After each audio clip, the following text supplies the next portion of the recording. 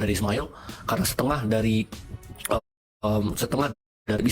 bisa dibuktikan bahwa Nabi Muhammad itu adalah keturunan dari Ismail, karena setengah dari silsilah itu ada yang mitos, yaitu dibuat-buat. Mau ikut-ikutan sunat pun mereka nggak akan ngerti esensi. Betul sekali, pasti.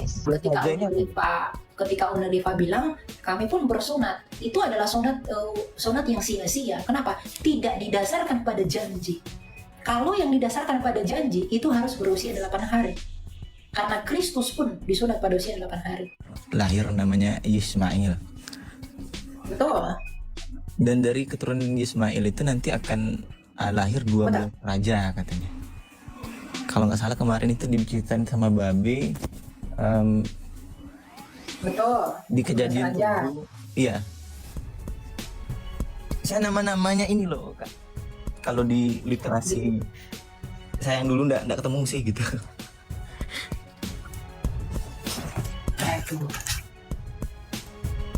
Ada di kejadian nggak itu anak-anaknya siapa aja? Anak-anak Ismail. Iya. Kejadian 23. Kejadian 17 itu. Kejadian 17 ayat 20 dikatakan begini. Tentang Ismail, aku telah mendengarkan permintaanmu. Aku memberkatinya, membuatnya beranak cucu dan sangat banyak.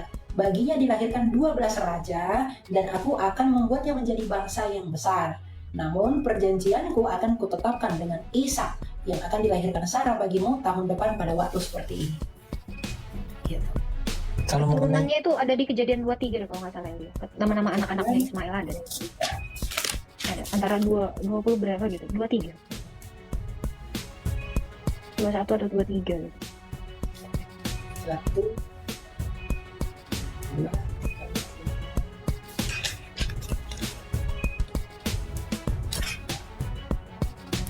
Yang pasti nggak ada ya anaknya yang namanya Muhammad tuh nggak ada, turunannya nggak ada. Bentar deh, ada di Alkitab. Aku ada catatannya. Emang kenapa Pak mau cari tahu itu Pak keturunan dari Ismail? karena kan teman-teman, ya mohon maaf sebelumnya teman-teman Islam terkadang kan sering mengklaim bahwasanya Ismail ini katanya dari keturunan. Ismail bukan nabi Pak. Ismail juga bukan nabi. Iya, maksudnya cuman apa namanya Kak? Compare. Kejadian 25 Elia ayat 2. ya. Inilah nama anak-anak Ismail disebutkan menurut urutan kelahirannya. Nebayot, anak sulung Ismail, selanjutnya Kedar, Al-Adbel, Mipsa, Misma, Duma, Masa, Hada, Tema, Yetur, Nafis, dan Kedma. Itulah anak-anak Ismail dan itulah nama-nama mereka menurut kampung mereka dan menurut perkembangan mereka. 12 kepala suku masing-masing dengan sukunya. Di kejadian berapa tuh Kak? 25 ayat 12. 13 ya? 25. 13, 14, 15, 16. Berarti mengenai perjanjian itu cuman ada berlakunya di Bentar, Pak. anak. Nanti baca kejadian 25 ayat 18. Keturunan Ismail itu mendiami daerah dari Hawilah sampai Syur, terletak di sebelah timur Mesir ke arah Asyur. Jadi nggak ke Arab mereka itu. Betul. Dan orang-orang Nabatea itu juga di sekitaran Israel juga. Makanya Yesus itu kan ketika dia melayani ke daerah Tirus dan Sidon, dia itu melayani orang-orang Nabatea, orang-orang Bani Nebayot dan juga orang-orang Kiturea. Ketika dia melayani ke Tirus dan Sidon. Gitu. Jadi Ismail itu bukan bangsa Arab. Ya. Ismail ini dari dia disebut Ya berbeda ya. Berbeda ya. Berbeda ya Ismail dengan Ismail. Kalau Ismail yang di Quran itu ya terserah kalian lah ya. Tapi yang dibacakan ini Ismail yang ada di dalam Alkitab. Ya, Kalau Ismail kita nggak kenal itu. Ya. Oh ya, betul. Beda sekali kenapa? Beda. Karena bapaknya Ismail yang di Alkitab itu Abraham dan Abraham ini anak dari Terah, bukan Asar. Nah, beda. Beda. Kakeknya itu beda, udah. Betul, beda. Jadi yang menyamakan tolonglah. Jangan ya. Ayahnya Abraham dalam kekristenan dan keyahudian adalah Terah. Kalau yang lain siapa kata? Asar. Asar.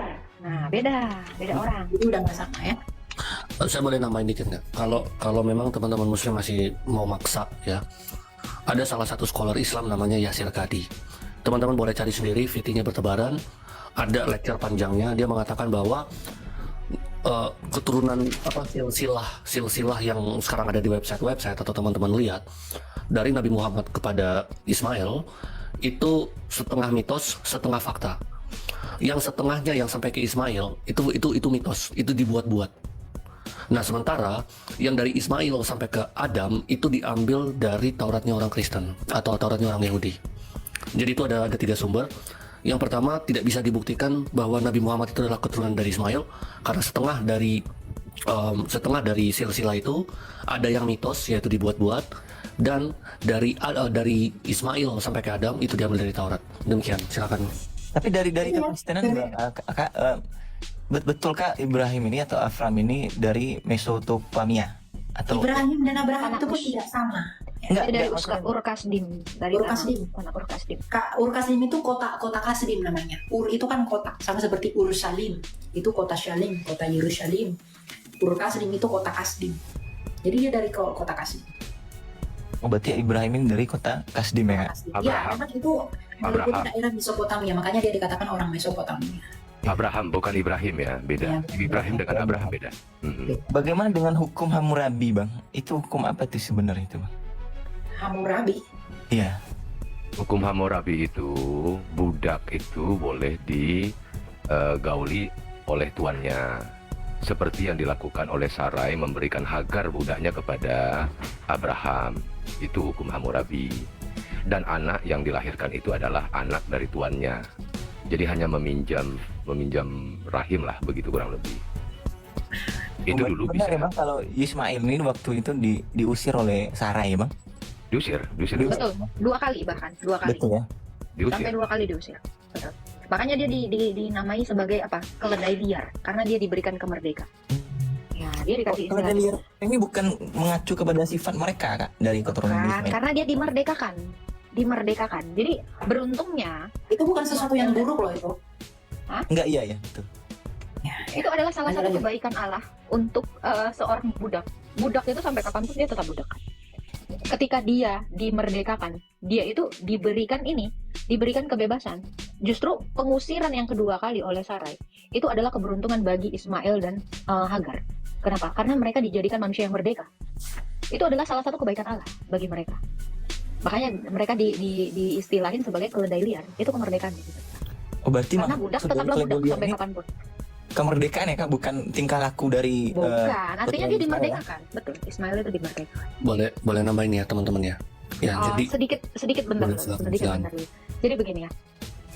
Andai kata pun kamu mau cari tahu tentang asal usul Ismail dan Hagar ini, kenapa? Karena tetap perjanjian Allah itu hanya dia berikan kepada Yakub, hanya keturunan dari Ishak.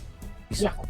Iya. Jadi mau kamu bilang dia itu memang keturunan Abraham, dari darahnya Abraham memang betul. Tetapi dia itu tidak pernah diberikan perjanjian. Tadi Elia udah bacakan di dalam Kejadian 17. Janjiku hanya kuberikan kepada Ishak, anak dari Sarah. Makanya tidak ada nubuatan yang diberikan kepada Ismail, nggak ada. Makanya Cuma dia bukan diberkati nabi. saja. Dia.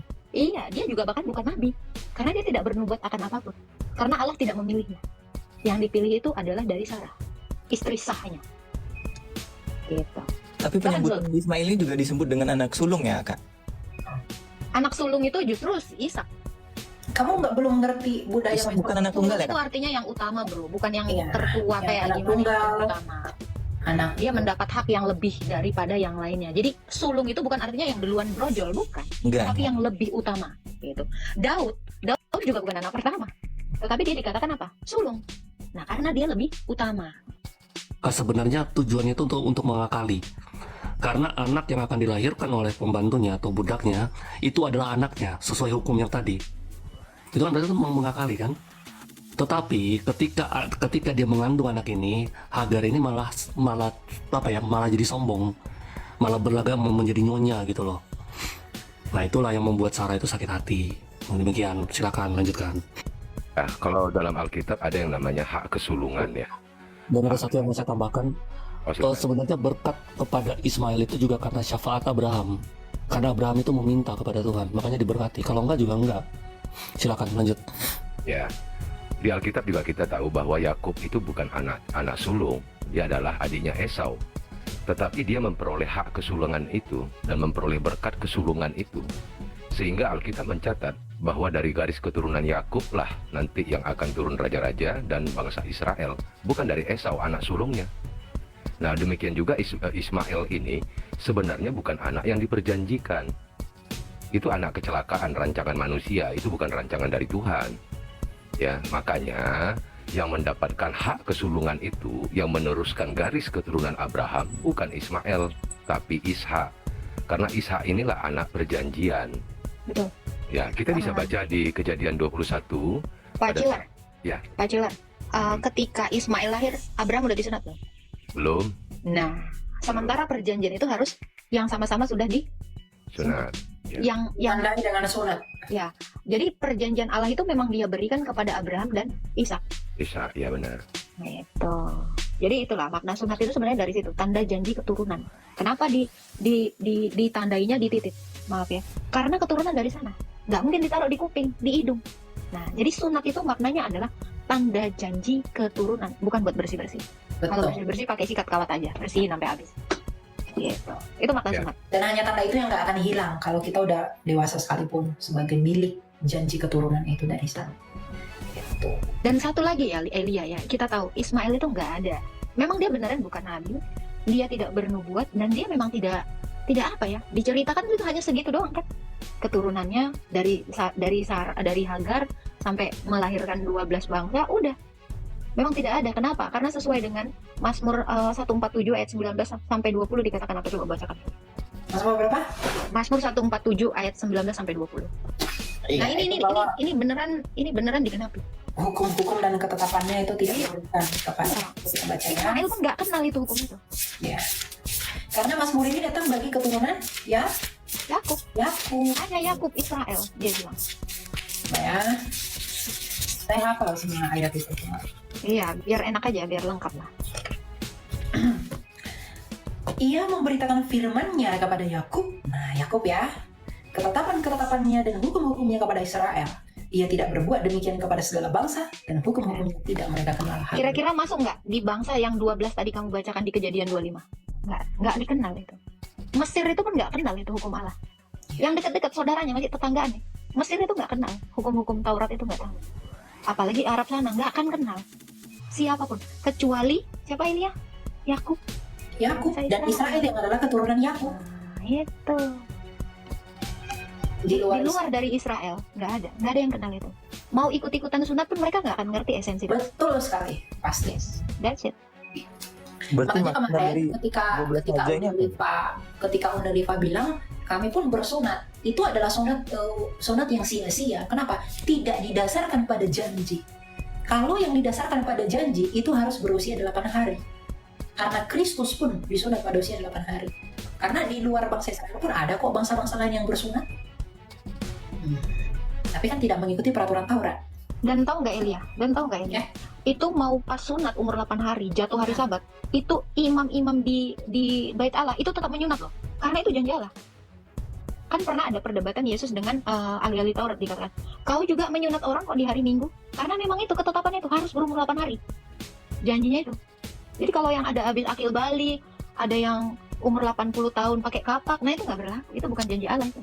Sunat ya karena pengen sunat aja. Itu bukan karena janji Allah. Jadi sunat itu adalah suatu satu upacara lah ya. Bukan kayak sunat di mantri sunat atau sunat laser gitu kan. Pokoknya Ya. sunat itu adalah tanda bahwa adanya janji. Janji keturunan. Janji keturunan, ya. Tanda adanya janji kepada siapa? Kepada Abraham melalui siapa? Yakub. Dan itu diberikan kepada bangsa Israel. Gitu. Kalau yang lain-lain mau sunat kayak mau apa kayak terserah mereka, tetapi sunat itu yang 8 hari yang kepada Abraham, kepada Yakub, dari Harus. situ nanti keturunan yang dijanjikan itu akan mendatangkan keselamatan. Gitu. Jadi berbeda, bro. Jadi kalaupun teman-teman yang lain bilang kami juga bersunat, kami setia pada hukum Abraham, tidak. Bagi iman kami tidak setia sama sekali. Ya, karena tidak pada usia 8 hari, lagi pula tidak disunatkan oleh seorang mohel namanya. Mohel itu adalah imam yang memang menyunatkan. Itu namanya mohel. Penyunat itu namanya mohel di bait suci. Sama seperti siapa itu yang menyunat Kristus yang digendong? Simeon. Simeon. Nah, gitu. Iya. Bidannya Jana Suci Salome. Nah, Salome. Mau lengkap lagi tuh. Ada. Gitu ya. Dan ini ya, ini ada make sense-nya dan ini ngelinknya itu ke baptisan. Nah, kami juga ini disunat sebenarnya. Sunat kami tapi bukan lagi seperti sunat di perjanjian lama. Karena apa? Karena Kristus itu sudah menggenapinya. Jadi kita itu bukan nggak disunat loh. Kita disunat, tetapi dengan baptisan. Sunat Kristus. Tambahan mungkin ya. Dan Tambahan. kami ya Mbak Abang apa ya? Coba bukakan Elia. Galatia 3 ayat 29. Kami itu juga menerima janji itu. Walau kami nggak disunat 8 hari, tetapi kami menerima janji Allah. Karena apa? Karena Kristus. Iya. Lagi pula, jikalau kamu milik Kristus, kamu adalah keturunan Abraham dan ahli waris menurut janji Allah. Dan apa katanya? Dan berhak menerima janji Allah. Coba baca ayat 16-nya Elia. 16-nya. Adapun segala janji itu diucapkan kepada Abraham dan kepada keturunannya, tidak dikatakan kepada keturunan-keturunannya. Seolah-olah yang dimaksudkannya adalah banyak orang, tetapi hanya satu orang dan kepada keturunanmu, yaitu Kristus. 17 poinnya. Maksudku ialah janji yang telah disahkan Allah tidak dapat dibatalkan oleh hukum Taurat yang baru terbit 430 tahun kemudian, sehingga janji itu hilang kekuatan. Janji itu nggak pernah hilang. Makanya kami di dalam Kristus. Kristus itu disunat kan? Umur 8 hari tadi kan sama Simeon. Dan kami itu juga menjadi keturunan Abraham. Kami juga disunat. Kenapa? Karena kami adalah milik Kristus. Jadi janji itu lebih tinggi daripada hukum Taurat. Kamu harus ngerti itu. Makanya janji itu nggak bisa dibatalkan oleh hukum Taurat.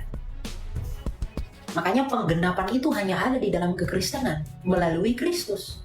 Di luar kekristenan kita tidak berhak mengecap janji yang diberikan Allah kepada Abraham. Yang ayahnya adalah Terah, itu yang adalah orang Mesopotamia itu. Kisah berapa ini ya? Bacain Elia. Kolose 2 Elia. Kolose 2 Kolose 2 ayat 11 ya. sampai 12. Kami disunat.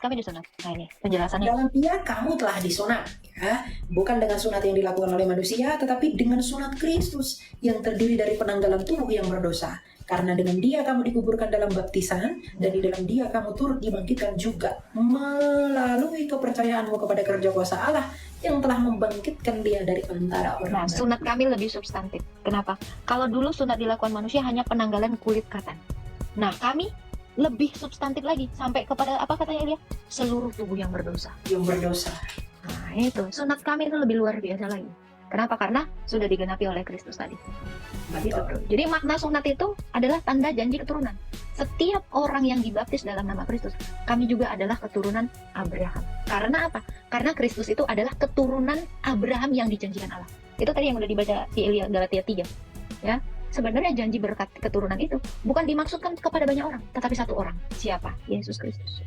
Dan ketika kita dipersatukan dalam Kristus di dalam sunat yang baru yaitu baptisan, kita pun akan berhak mewarisi janji yang baru yaitu janji keselamatan. Yohanes 3 ayat 16.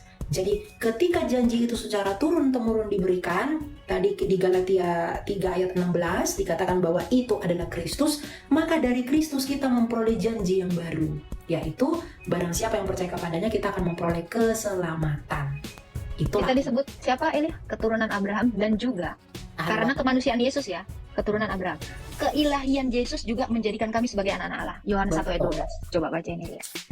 Jadi kami ini anak Abraham juga anak-anak Allah. Allah. Sama seperti Kristus. Kristus itu secara kemanusiaannya dia keturunan Abraham. Tapi kita secara itu disebut anak keilahian Allah, dia anak bukan tunggal. anak tunggal Allah ya. Bukan anak-anak Allah.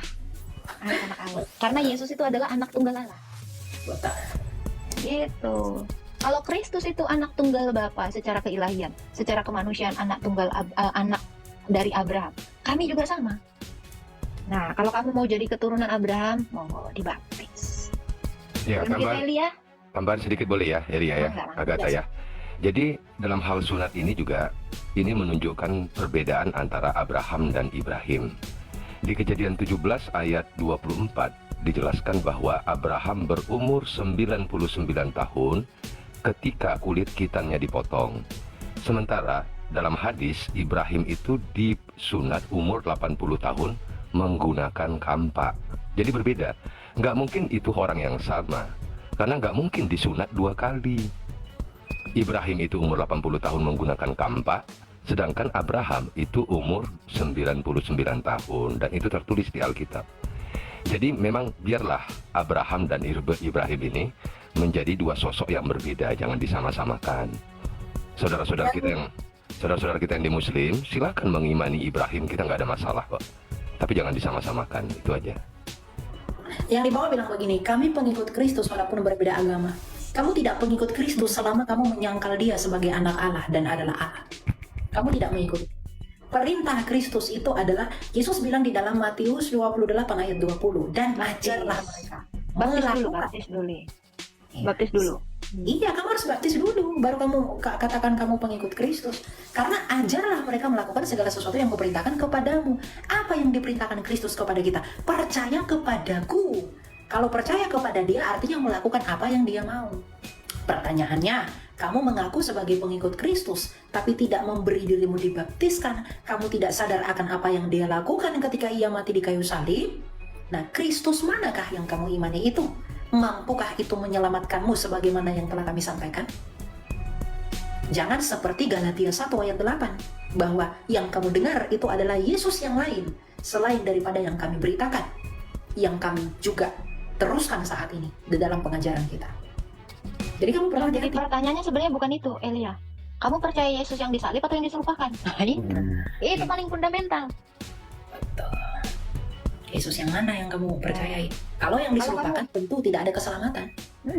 Kalau dia diserupakan, ya kami nggak ada yang namanya baptisan, karena arti baptisan itu menyatu dalam kematian dan kebangkitannya. Wong dia belum mati, belum bangkit, apa yang mau disatukan? Berarti kamu tidak percaya kepada Kristus yang adalah Yesus. Ya. Kita ya PB ya, Tuhan berkati PB.